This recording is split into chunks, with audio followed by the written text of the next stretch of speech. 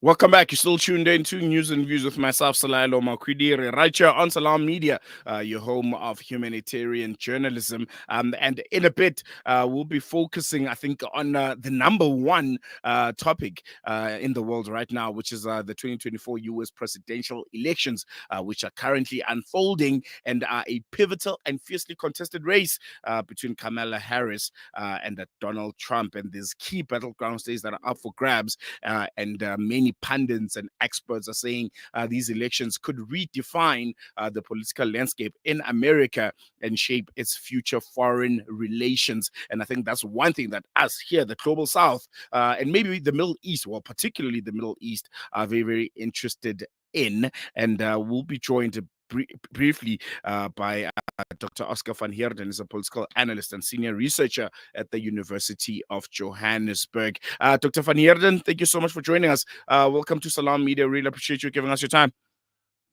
Good morning, Silo, and good morning to your viewers. The U.S. elections are currently underway. They've been touted to be, one of the most significant, if not the most significant, in recent times.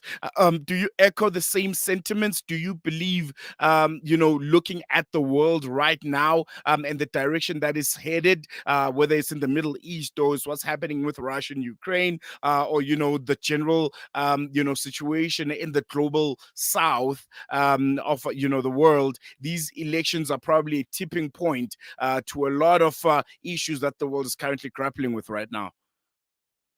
Yes, Silo. I think that's precisely why people are saying that this is very significant, precisely because of the international situation. We have two major conflicts, as you know, Russia, Ukraine, as well as the genocide that's happening in Gaza. But more than that, I think, the closeness of this race also indicates how polarized the polity in the US has become, where both sides, both camps, feel that if the other wins, it would spell the end of our times, the end of history, if you like. I think it's very dramatic. I think that we have seen, as the rest of the world, that whether it is a Democratic or whether it is a Republican president, foreign policy more or less stays the same. The dominance of the United States through its military industrial complex remains top of the agenda. And of course, they serve their own interests in terms of the economy and the global economy.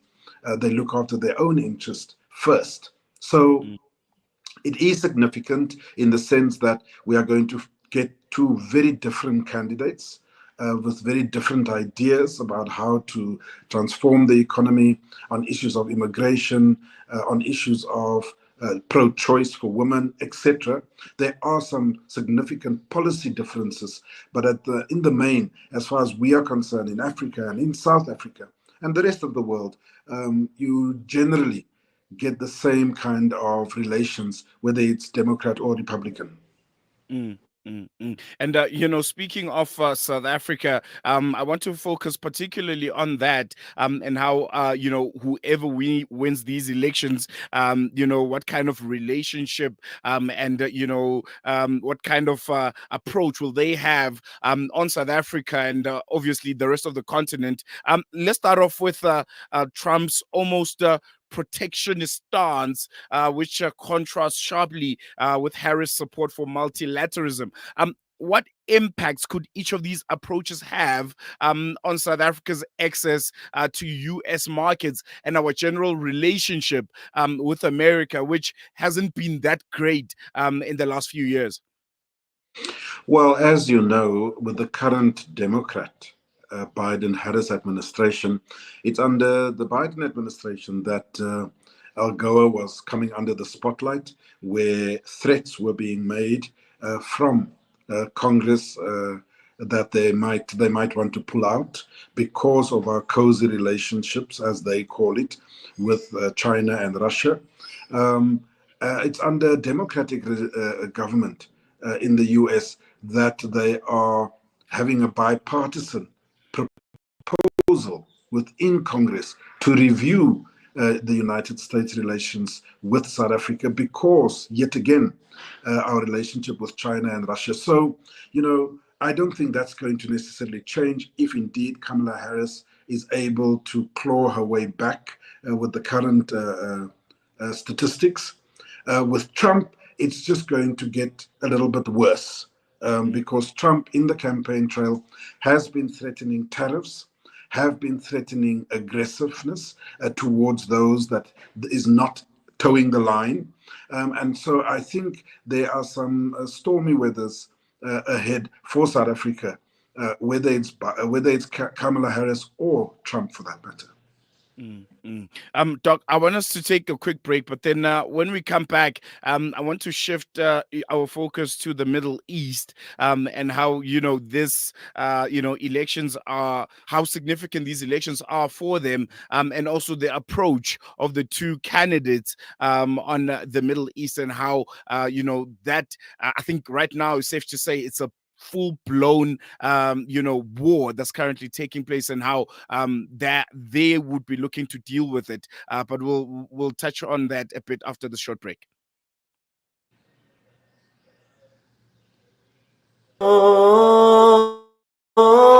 Salam Media, a global voice for humanity.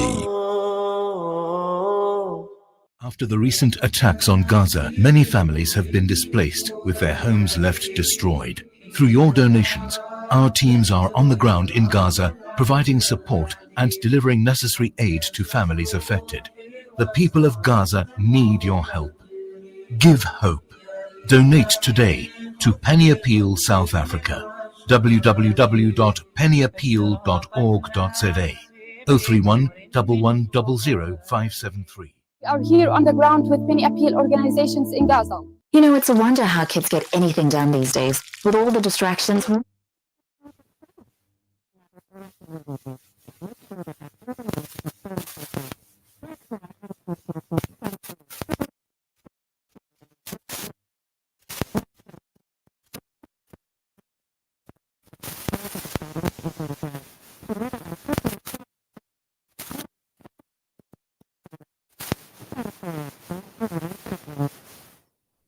Join Hamza on his exclusive South African tour as he shares his personal experiences, never before seen footage, and powerful insights on the ongoing genocide in Gaza. This house I'm standing on is completely destroyed. This war should stop. These 5 houses was full of civilians. We are here in the middle of a Zahra neighborhood. People gathering here trying to help people. The whole neighborhood is already destroyed. This is more than just a talk. It's an invitation to witness Gaza through the lens of Hamza Sha'alan. Don't miss this opportunity to meet the photojournalist who brought Gaza's pain and perseverance to the world in its darkest moments. Hamza Sha'alan, Rafah border, Gaza. Follow Salam Media on social media pages for more on this tour and be part of the conversation. Discover the Africa of your dreams and surround yourself with her spectacular beauty. Relax beneath her serene sunsets and explore wildlife at its natural best. It's where the pride of Africa comes together. The Kwantu Private Game Reserve. Get to know the Big Five or cruise on an elephant safari game drive. Interact with lion and tiger cubs and enjoy world-class halal cuisine while we pamper you during your 5-star stay. Indulge in the true African experience. For reservations, call now on 042-203-1400 or visit kwantu.co.za. The Kwantu Private Game Reserve, the place of gathering. Valley's Motor Spares. We supply motor spares and accessories for all makes and models of motor cars, LDVs, buckies, trucks, and earth-moving equipment. We deliver on time, every time. Please contact us via WhatsApp on 014-592-0925 or call 014-592-0925 or visit 28 Zenderling Street, Rustenburg. Remember the name, Valley's Motor Spares. Connect and stay ahead with Salam Media. This is Salam Media. coming to you live from South Africa. Welcome back. You're still tuned in to Salam Media, your home of humanitarian journalism. And we're still talking to Dr. Oscar van Heerden. He's a political analyst and senior researcher at the University of Johannesburg. And we're still touching base on the U.S. elections, which are currently unfolding. Apart from us here in South Africa, the Middle East is also watching quite closely how the outcome of these elections will be and how they'll be affected from it.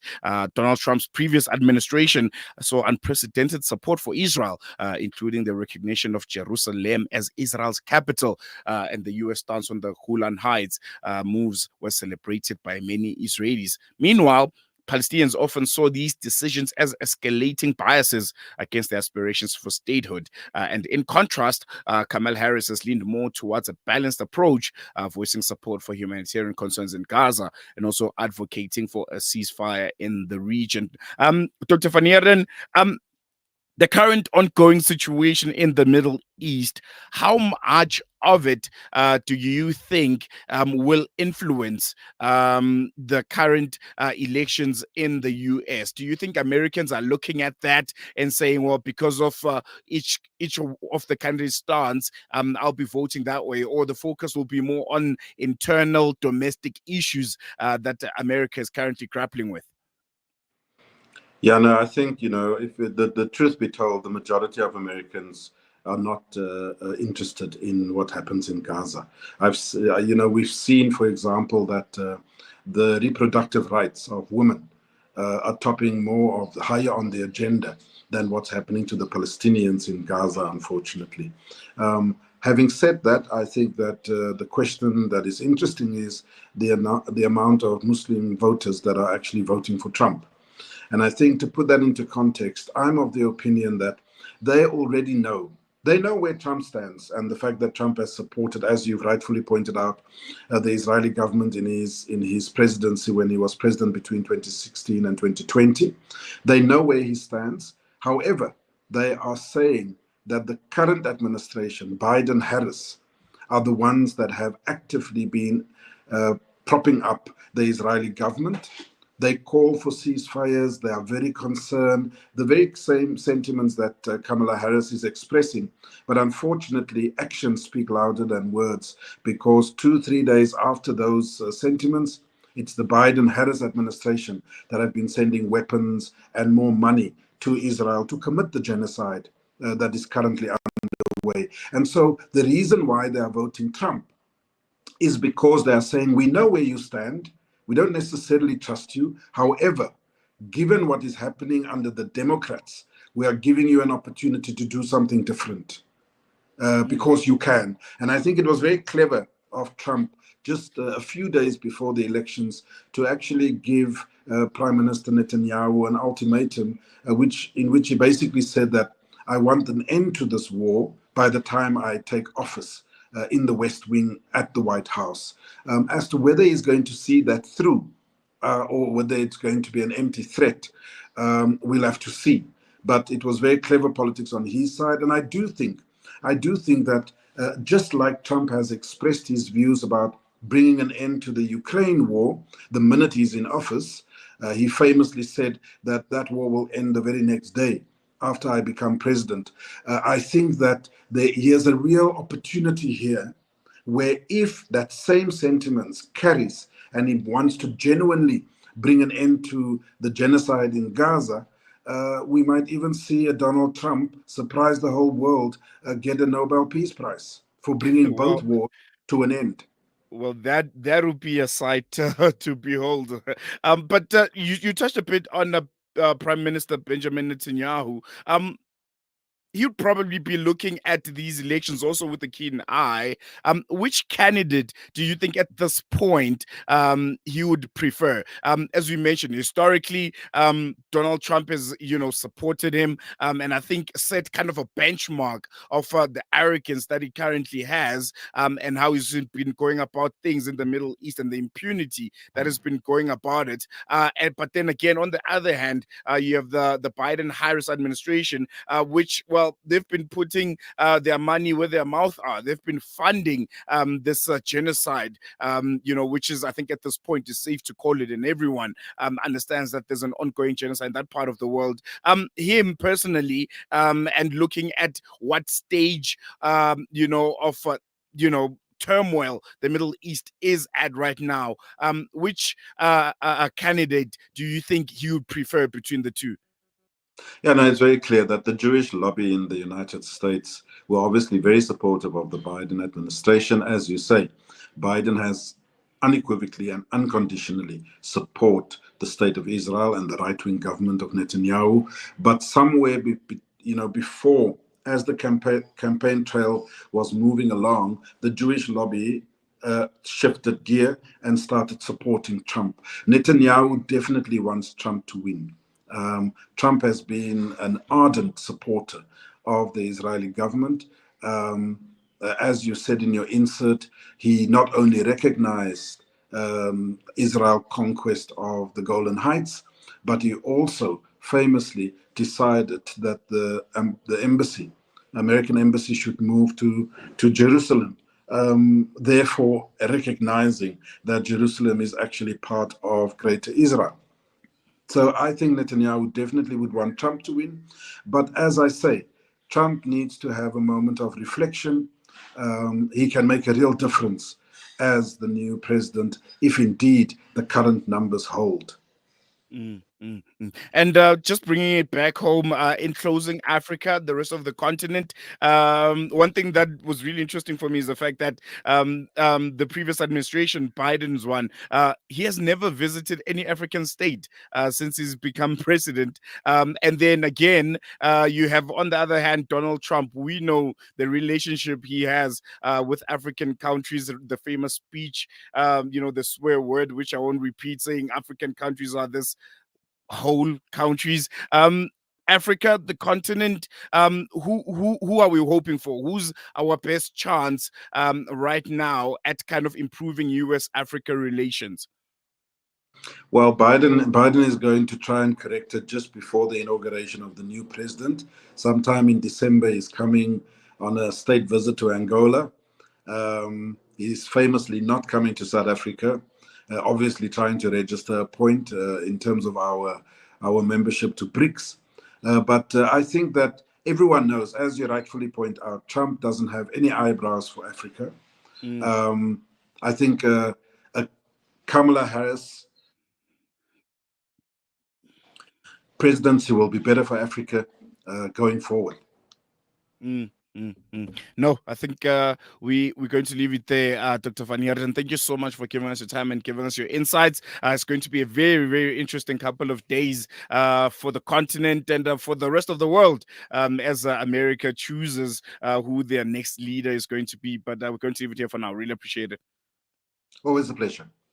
There we go, Dr. Oscar van Heerden, Senior Researcher Fellow at the University of Johannesburg, just unpacking the current ongoing U.S. elections. And, results are quickly trickling in. And I think by the looks of things so far, it looks like, Donald Trump is doing quite well. So it would be interesting just when, the rest of the states, the results do come out, which I think if you keep a close and keen eye on Salam Media and various social media platforms, we'll be giving you an update of to see if the race is indeed neck and neck, or there's going to be a landslide victory for Donald Trump, which at this point it almost feels like that. Hey, we're going to take a quick break. When we come back, News and Views continues. We are here in the middle of a Zahra neighborhood.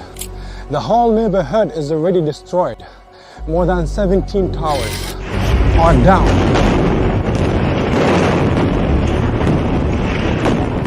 Here, as you can see, the firefighters trying their best to help. The people are still under the rubble. A lot of the people. Join Hamza on his exclusive South African tour as he shares his personal experiences, never before seen footage, and powerful insights on the ongoing genocide in Gaza. This is more than just a talk. It's an invitation to witness Gaza through the lens of Hamza Sha'alan. Don't miss this opportunity to meet the photojournalist who brought Gaza's pain and perseverance to the world in its darkest moments.